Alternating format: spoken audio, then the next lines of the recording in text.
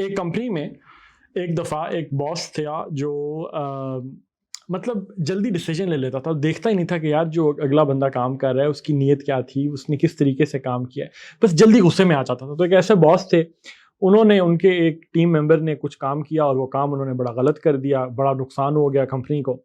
तो इन्होंने बहुत गुस्से में आके उसके ऊपर पुलिस का पर्चा करा दिया, पता नहीं क्या-क्या करा दिया। तो बाकी लोगों ने कहा वो जानते थे उस टीम मेंबर को, उन्होंने कहा कि यार वो ऐसा आदमी नहीं है। उसकी इंटेंशंस में, उसकी नीयत में कोई मैलिस नहीं था।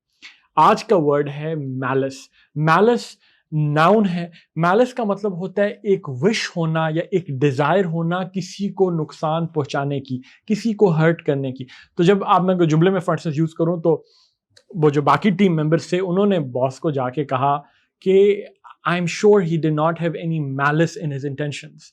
मतलब उसकी जो नीयत थी उसमें कोई खराबी, कोई कोई बुराई नहीं थी। वो जानबूझ के आपको या इस कंपनी को नुकसान नहीं पहुंचाना चाहता था। तो I am sure he did not have any malice in his intentions. Word is malice.